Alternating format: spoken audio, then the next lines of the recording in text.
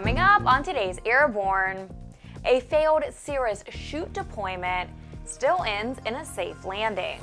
A trip of 263 feet breaks a 40-year-old record in space. And helicopter noise versus tourism dollars.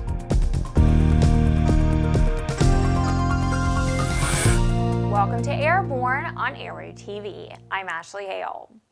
Well, you know you're having a bad day when a flight goes so bad that you feel you must resort to using a parachute to see you safely through. And then the chute malfunctions. Well, that's exactly what happened last Thursday to Cirrus Pilot Tim Valentine, while en route from Addison, Texas to Kansas. Valentine spoke at length with ANN shortly after the incident, saying he experienced an instrumentation failure at 7,000 feet and in the soup, while trying to avoid the backside of a thunderstorm.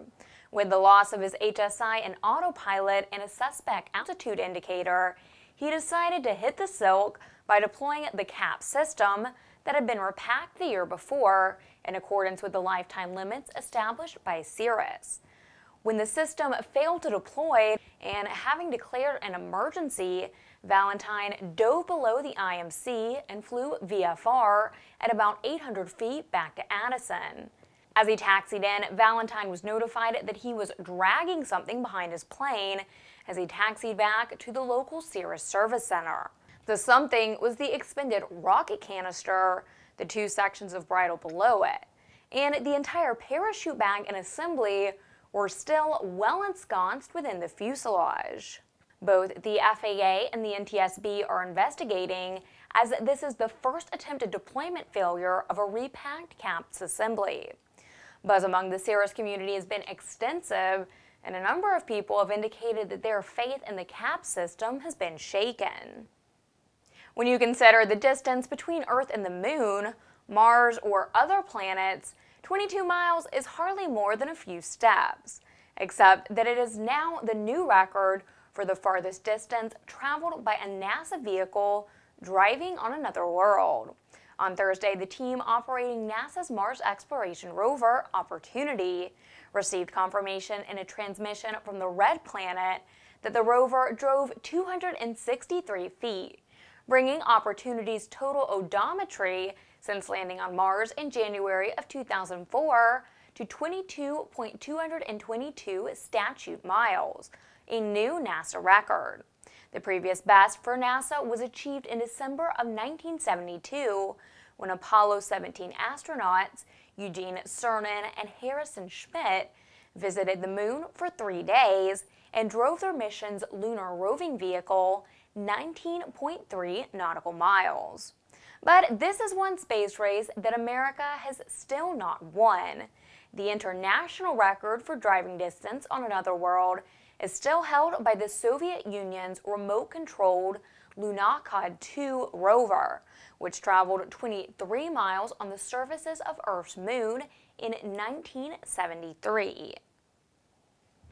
A new NIMBY, not in my backyard, feud is brewing in Cape Canaveral, Florida, over the possible expansion of a helicopter tour operation. Air tour operator Florida Biplanes and Helicopters thinks it will be able to attract passengers going to and from cruises at Port Canaveral to take an aerial tour of the area. To do so, FB&H founder Mark Grainger is seeking permission to operate from a helipad in a nearby commercial district. But some neighboring businesses, such as Florida Beer Company, say his R44 helo is too loud. The R44 registered at 98.4 decibels on a decibel meter at the AJT Professional Complex next door to the proposed helipad.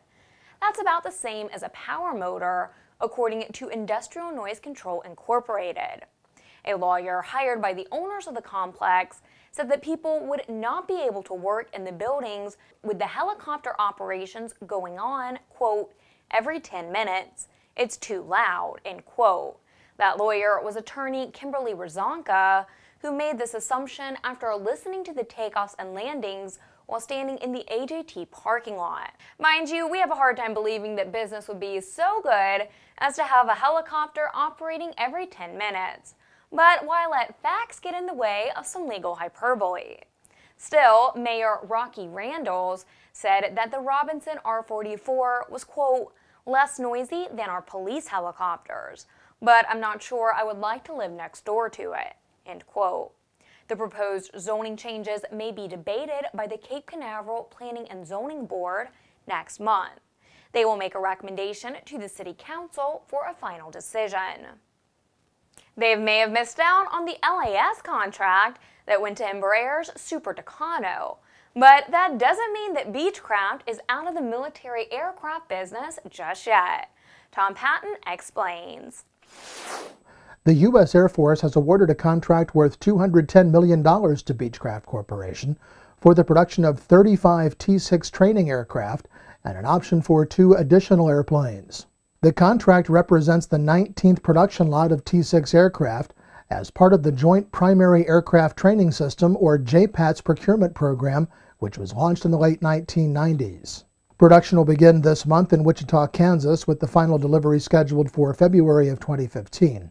Deliveries of the T-6 military trainer began in 2000 after the Beechcraft aircraft was selected to fill the JPATS role for the U.S. Air Force and the U.S. Navy. Since then, additional military customers worldwide have selected the T-6, including NATO Flying Training Canada, the Hellenic Air Force of Greece, the Israeli Air Force, the Iraqi Air Force, the Royal Moroccan Air Force, and the Mexican Air Force.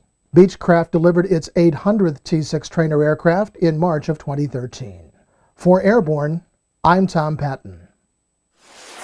A U.S. citizen from Brazil who had a long career as an aircraft mechanic has pleaded guilty in a U.S. district court in Miami to attempting to smuggle 7 Airbus A300 jetliners from China to Iran in violation of strict trade sanctions against the Islamic nation.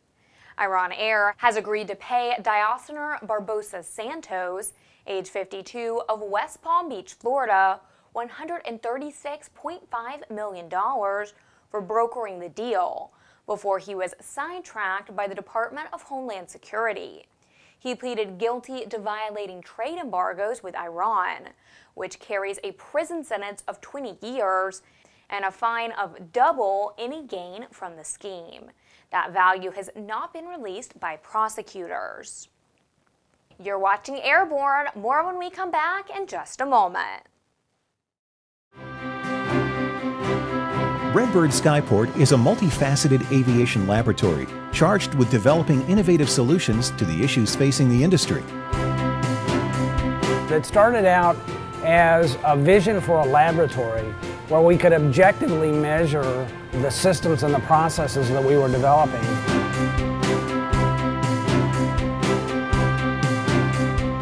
Being able to put some objective measures behind the anecdotal evidence that we have about the value of motion and the application of this technology is very, very important, because until we can objectively measure it and play that data back, we can't design training systems that make the best use of it.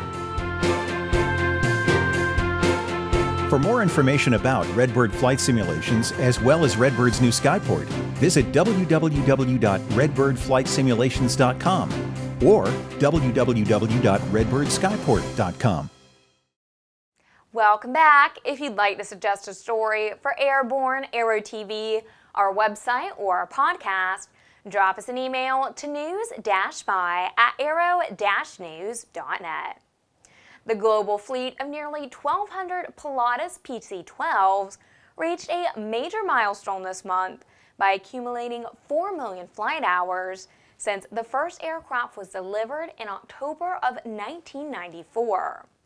Equally significant is the fact that in the 19 years that the PC-12 has been in production, it has also earned a solid reputation as one of the safest business aircraft on the market. A recent analysis by the independent safety firm Robert E. Breiling Associates Incorporated confirmed that the accident rate of the U.S. and Canadian fleet of PC-12s is less than half that of the fleet of twin turboprop aircraft. To date, the highest time a PC-12 has logged is over 24,000 hours in operation as an air ambulance with Air Bravo in Ontario, Canada. According to a report published by ASD, the commercial aircraft market grows parallel to the civil aviation markets across all the major countries, and with civil aviation improving steadily after the recent economic recession, airline companies are spending significantly to replace their aging aircraft fleets. As a result, airline companies around the world are expected to procure approximately 34,000 airplanes during 2011 through 2031. Also expected to drive aircraft sales are the expansion plans of airliners from major emerging markets in Asia Pacific, the Middle East, and Europe that have already initiated a series of contracts for aircraft of various types during the last few years.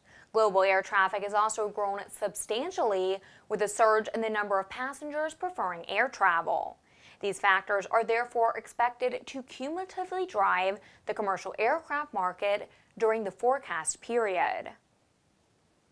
Online fundraising efforts called crowdfunding are all the rage these days, with entrepreneurs using the campaigns to raise money to establish businesses and get other projects off the ground. Such an effort is underway in San Francisco to get the Blue Angels back off the ground and to restore the city's Fleet Week Air Show. Created by Mark McCabe, who works for Airbnb, a San Francisco-based company, the campaign was established on the crowdfunding site CrowdTilt and has a goal of $800,000, according to television station KTUV. According to the campaign's description, the cancellation of the show, thanks to the sequester, was, quote, a huge bummer for millions of people, end quote, adding that the show, quote, brings the entire city together, end quote. San Francisco's Fleet Week had been scheduled for October the 10th through the 14th. Each week, we share with you a sample of an online video one of our viewers thought was especially entertaining. We call it AVW, the Aero Video of the Week.